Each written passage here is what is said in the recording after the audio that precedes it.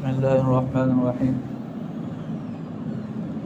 آج 21 رمضان سن 1443 ہجری ہے۔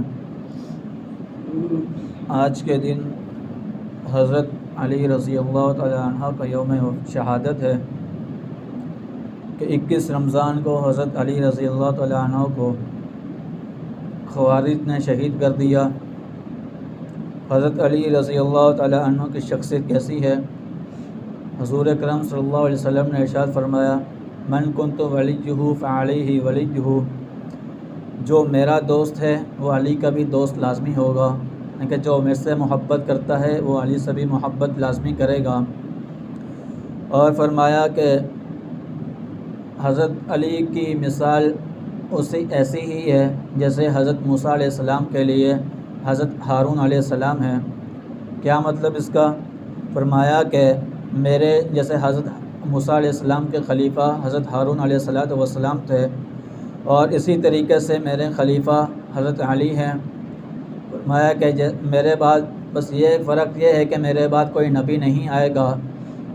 اور جب حضرت موسیٰ علیہ السلام کوہ طور پر گئے، پیچھے اپنے خلیفہ حضرت ہارون علیہ السلام کو چھوڑ کر گئے، اور اسی طرح جب حضور اکرم صلی اللہ علیہ وسلم غزوہ تبوک کے لیے تشریف لے جا رہے ہیں تو اپنے پیچھے خلیفہ حضرت علی کو چھوڑ کر جا رہے ہیں۔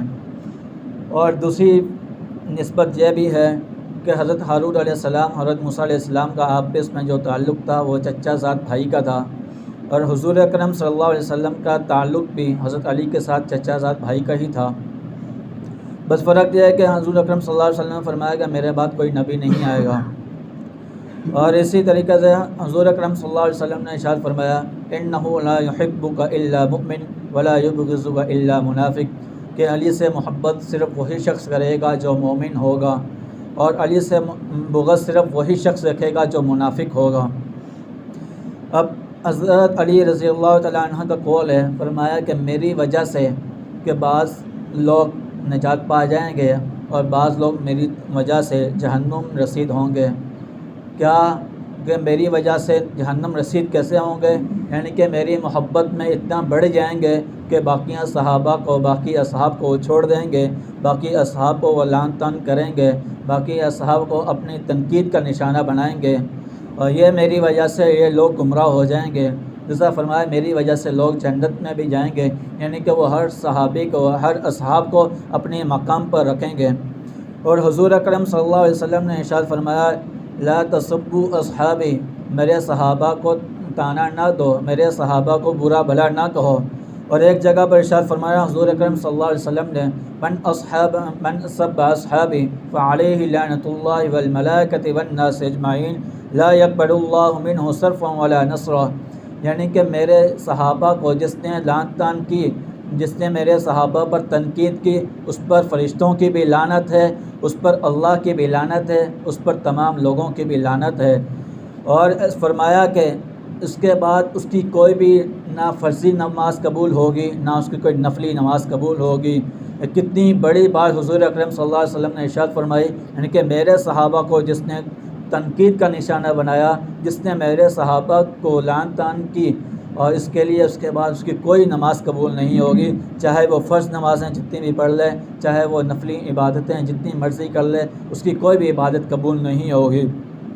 اور ارشاد فرمایا، اللہ فی اصحابی لا تتخذوا غرضا من بعدی فمن احبهم فبحبی احبهم ومن ابغضهم فببغضی ابغضهم، فرمایا کہ میرے صحابہ کے معاملے میں اللہ سے ڈرو، میرے صحابہ کے معاملے میں اللہ سے ڈرو، یعنی کہ میرے صحابہ کو تنقید کا نشانہ نہ بناؤ۔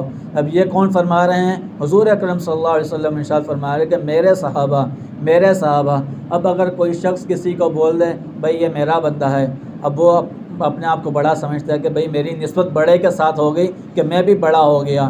اب یہ حضور اکرم صلی اللہ علیہ وسلم اپنی نسبت صحابہ سے کر رہے ہیں، ان کے صحابہ بھی بڑے ہو گئے۔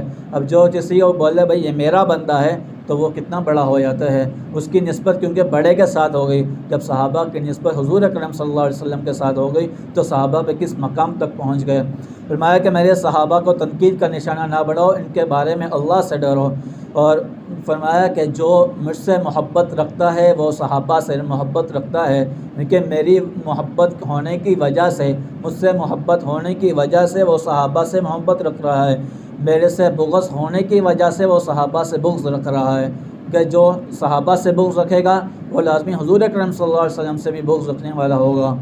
جبکہ اللہ تعالیٰ کا ارشاد ہے فَإِنْ آمَنُوا بِمِثْلِ مَا آمَنْتُمْ بِهِ فَقَدِ اهْتَدَوْا، تمہارا ایمان لانا وہ قابل قبول ہوگا جیسے صحابہ لوگ ایمان لائے، جیسے صحابہ لوگ دین پر چلنے والے بنے، پھر ہی تمہارا ایمان قابل قبول ہوگا، پھر ہی تم نجات پانے والے ہوگے۔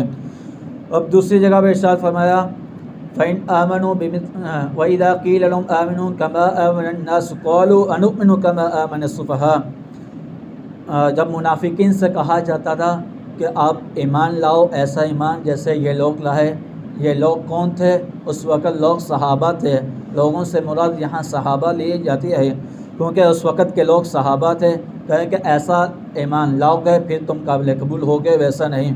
اور انہوں منافقین نے کہا کہ ہم ان بیوقوفوں جیسا ایمان لائیں، نعوذ باللہ انہوں نے صحابہ کو بیوقوف کہا۔ فوراً اللہ تعالیٰ کا قرآن متوجہ ہوا، پھر فرمایا الا ان السفہاء هم السفہاء ولکن لا یعلمون، بیوقوف یہ صحابہ نہیں ہیں، بیوقوف تم لوگ ہو، بیوقوف وہ منافقین لوگ ہیں جو صحابہ کو بیوقوف بنا رہے ہیں، جو صحابہ کو کافر کہہ رہے ہیں، جو صحابہ پر تنقید کا نشانہ بنا رہے ہیں۔ دیکھو اللہ کا قرآن فوراً متوجہ ہوا صحابہ کے معاملے میں۔ اب کافی جگہ پر ایسا ہوا صحابہ کے معاملے میں خود اللہ تعالیٰ میدان میں آ گئے، حضور اکرم صلی اللہ علیہ وسلم سے نہیں یہ فرمایا کہ آپ یہ گواہی دیں، خود اللہ تعالیٰ میدان میں آئے، خود اللہ تعالیٰ سے ایک لمحہ ایک گھڑی بھی اللہ نے یہ برداشت نہیں کیا کہ میرے صحابہ پر کوئی تنقید کرے، میرے صحابہ پر کوئی طعن کرے۔ اب یہ کتنی بڑی فضیلت ہے صحابہ کے لیے، ان کے لیے پورا قرآن اترا، ان کے لیے قرآن کے ہر صفحے میں، ہر پیج میں صحابہ کی تعریف بیان ہو رہی ہے۔ جہاں بھی قرآن میں ارشاد فرمایا یا ایھا الذین آمنوا، اے لوگو ایمان لاؤ، ایسا ایمان۔ آمنو سے کون مراد ہیں؟ اس سے بالاتفاق مراد صحابہ ہیں۔ ایمان والوں کا متوجہ کیا جا رہا ہے۔ قرآن کے پہلے مخاطب کون تھے؟ قرآن کے سب سے پہلے مخاطب صحابہ تھے۔ فَإِنْ آمَنُوا یا ایھا الذین آمنوا، آمنو سے مراد یہ صحابہ ہیں۔ اب کہیں بھی ارشاد فرمایا الا الذین آمنوا، آمنو سے مراد صحابہ ہیں۔ ارشاد فرمایا اولئک ھم المؤمنون حقا، یعنی کہ وہ صحابہ سارے کے سارے حق پر تھے۔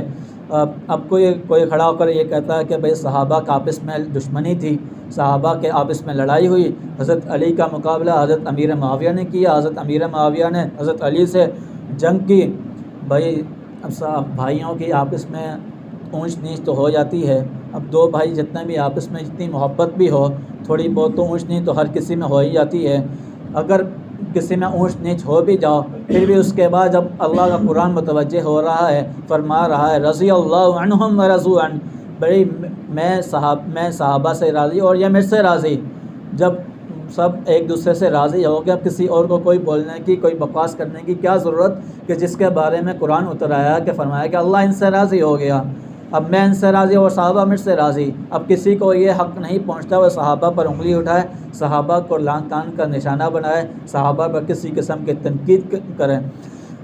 یہ دارالعلوم دیوبند کے ایک بڑے علماء میں ان کا شمار ہوتا ہے، وہ فرماتے ہیں کہ اگر کسی کا ایمان کو پرکھنا ہے، کسی کا ایمان کو جانچنا ہے کہ اس کا ایمان کیسا ہے، فرمایا کہ اس کے سامنے صحابہ کا تذکرہ کرو، اس کے سامنے صحابہ کا تذکرہ کرو۔ اگر اس کے سامنے صحابہ کا تذکرہ کیا جائے گا، اگر وہ بکواس کرے تو سمجھ لینا یہ منافق ہے، اگر وہ صحابہ پر تنقید کرے تو سمجھ لینا یہ منافق ہے، یہ مسلمان نہیں ہے، یہ مومن نہیں ہے۔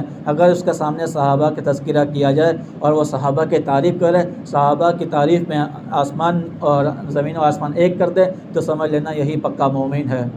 اب اپنے آس پاس کے ماحول میں بھی دیکھ لیں کون سے ایسے کالے بھیڑیے، کالے دشمن، کالے کتے سے گھسے ہوئے ہیں جو صحابہ پر تنقید کرتے ہیں، جو صحابہ پر لعن طعن کرتے ہیں، صحابہ پر کوئی بھی موقع ایسا ضائع نہیں ہونے دیتے جہاں پر صحابہ پر تنقید نہ کی جائے، کہ صحابہ پر گالی نہ دی جائے۔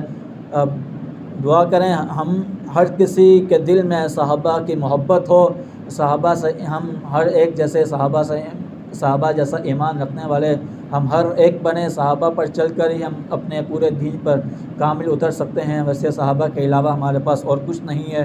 صحابہ ہے تو ہمارے پاس قرآن ہے، صحابہ ہے تو ہمارے پاس نماز ہے، صحابہ ہے تو ہمارا حج عمرہ محفوظ ہے، صحابہ ہے تو ہمارے پاس احادیث ہے، صحابہ نہیں ہے تو ہمارے پاس کچھ بھی نہیں. آخر دعوانا اللهم صل على سيدنا مولانا محمد نبي الأمي وعلى آله وسلم تسليما.